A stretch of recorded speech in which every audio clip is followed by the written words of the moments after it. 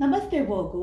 उम्मीद करती हूँ कि आप सभी अच्छे हैं, अपनी लाइफ में ग्रो कर रहे हैं, प्रोग्रेस कर रहे हैं। Sending you lots of prayers and best wishes from my side.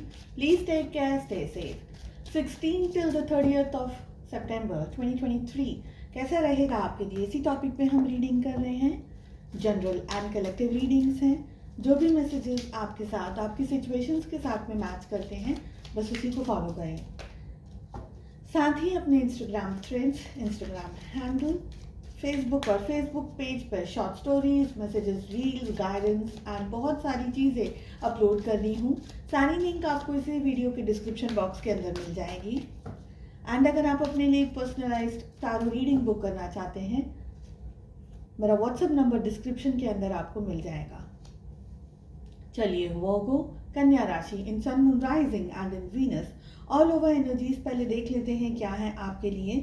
इस रीडिंग को आप किस तरीके से फॉलो कर सकते हैं। आपके मन में जो भी सवाल हो अपने job, career, business, finances, health etcetera को लेकर के, उन क्वेश्चंस को ध्यान में रख करके आप इस रीडिंग को फॉलो करें। साथ ही सेकेंड डेक से हम आपकी लव लाइफ के लिए बात करेंगे। हमारे पास यहाँ पर understanding, celebrations, ordinariness, healing and the outsider की एनर्जी आ रही है। सबसे ज़्यादा वाटर साइंस यहाँ पर दिखाई दे रही है। मुझे लग रहा है कि ये टाइम पीरियड आपको अपनी पानी का जो इनटेक है उसका बहुत ज़्यादा ध्यान रखना है। ओके, सेकंड चीज़, हीलिंग का कार्ड आ रहा है जो कि ये कह रहा है कि कहीं तबीयत वगैरह को लेकर के भी स्ट्रेस या कोई इशू आ सकता है।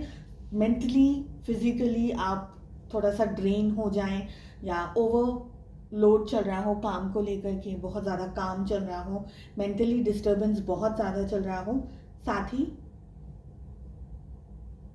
स्टमक रिलेटेड इश्यूज भी दिख रही हैं, तो बाहर से खा पी रहे हैं या घर में भी अगर आप खाने को थोड़ा सा ज़्यादा केयरफुली खाने की ज़रूरत है। ओके, स्टमक रिलेटेड इश्यूज भी मुझे यहाँ पर होते हुए दिखाई दे रहे हैं। सबसे पहले यहाँ पर बात करेंगे कि आपको ये जो टाइम पीरियड आ रहा है, एक डीपर लेवल ऑफ अंडरस्टैंडिंग की बात हो रही है।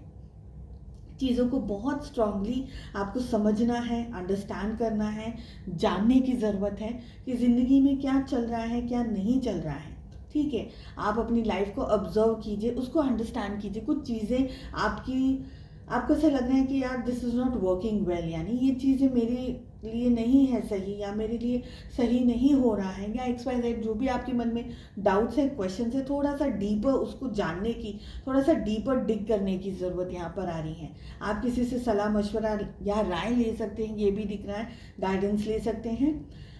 यहाँ पर मुझे ये भी एनर्जी दिख रही है कि आप ओवर थिंकिंग या बहुत ओवरलोड हो रहा हो काम को लेकर के, या मेंटली बहुत ज़्यादा आप सोच रहे हो, जिसकी वजह से क्लैरिटी या क्लियर स्टेट ऑफ माइंड को इस समय आप नहीं समझ पा रहे हैं। थोड़ा सा डिटॉक्स करने की ज़रूरत है, थोड़ा बहुत अपनी ज़िंदगी में एन्जॉयमेंट को, खुशियों को और ज़िंदगी को सेलिब्रेट करने की ज़रूरत है, भले ही सिचुएशंस आपके फेवर में हैं या नहीं।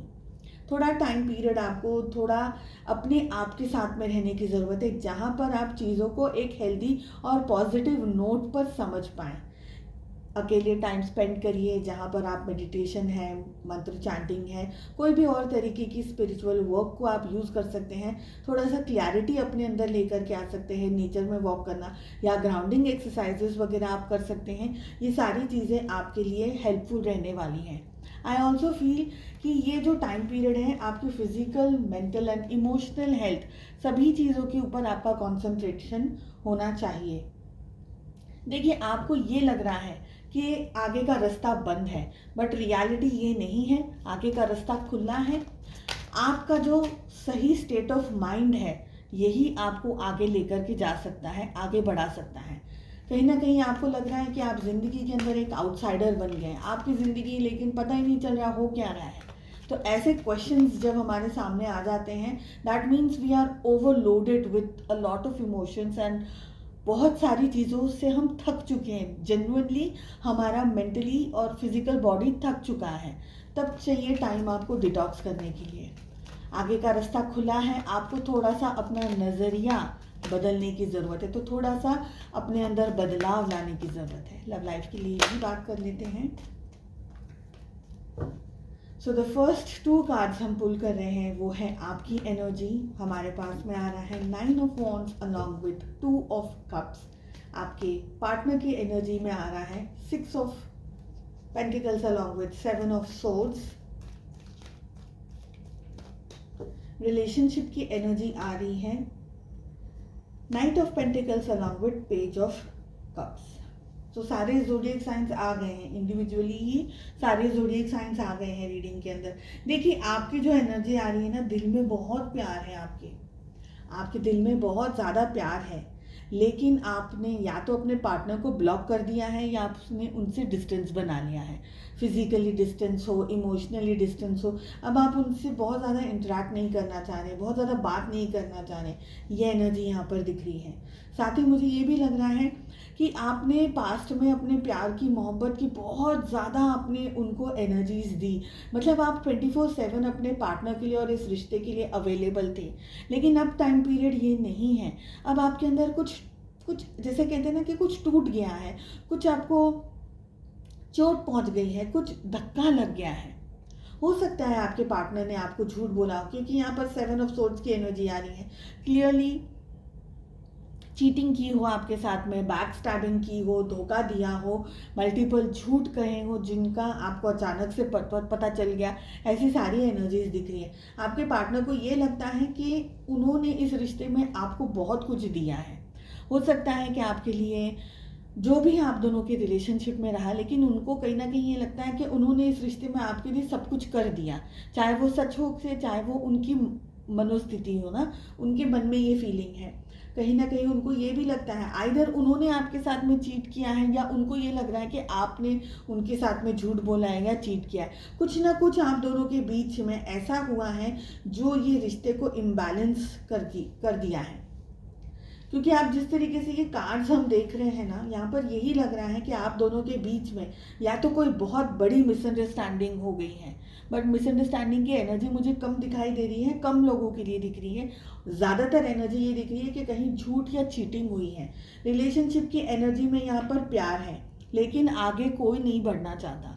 ना आप आगे बढ़ना चाहते हैं, ना वो आगे बढ़ना चाहते हैं, ना वो अब आकर के कोई डिसीजन लेना चाहें, ना आपको कुछ बताना चाहें, या कोई क्लियरिटी भी नहीं देना चाह रहे हैं आपके पार्टनर।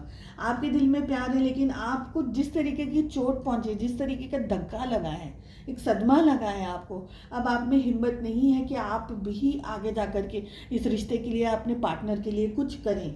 तो मुझे ये भी लग रहा है कि ये रिलेशनशिप इस समय होल्ड हो चुका है, रुका हुआ है, ठहरा हुआ है, थमा हुआ सा है।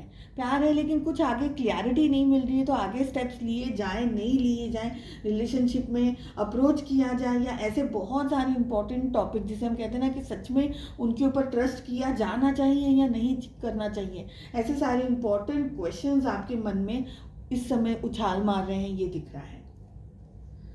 सो उम्मीद करती हूँ आपको रीडिंग पसंद आई। I wish you all the very best. मिलते हैं नेक्स्ट रीडिंग में। Take care, bye bye.